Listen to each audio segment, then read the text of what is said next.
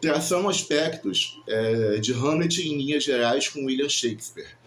Você lendo Shakespeare, você percebe isso que eu falei, né? De que são personagens trágicos, personagens humanos, com falhas de caráter. E a obra de Shakespeare é sempre sobre sentimentos muito intensos, muito densos, sobre compulsões. Rei Lear é sobre a vaidade de um rei que, por orgulho, dá tudo para as filhas que ficam bajulando ele e não dá nada para a filha que é sincera.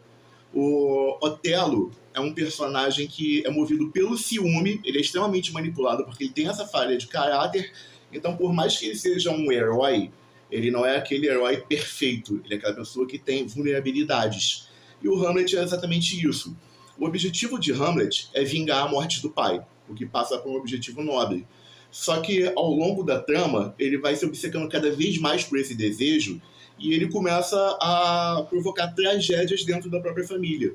Um exemplo disso é que ele provoca a morte do pai da mulher que ele amava, Ofélia, e por causa disso a própria Ofélia se desvive. E desse embate das tragédias que Hamlet provoca, mais no final da obra, ele vai confrontar um personagem que tinha uma ligação forte com Ofélia, e o Laertes, eu não me recordo agora se era irmão ou se era apaixonado por ela, mas acredito que seja o irmão. E o Laertes quer se vingar do Hamlet. E o Hamlet quer se vingar do rei que matou o pai dele.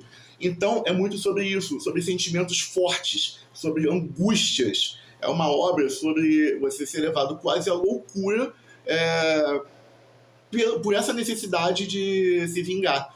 E como eu falei, né? É importante você entender isso. Shakespeare não escreve sobre personagens perfeitos. Shakespeare escreve sobre personagens humanos. Eles têm falhas de caráter, eles apresentam falhas na trajetória deles, eles são vingativos, apaixonados, vaidosos, e isso é uma coisa que repercute na obra toda dele. Isso é uma coisa muito importante de vocês terem em vista. O próprio Romeu, ele diz, sou um joguete nas mãos do destino. Ou seja, por mais que ele queira fazer a coisa certa por amor, ele acaba vivendo situações muito trágicas provocadas por essa necessidade de amar dele em confronto com os rancores da família. Ou seja, os defeitos, os vícios acabam interferindo na vida das pessoas. E isso é que provoca as desgraças deles.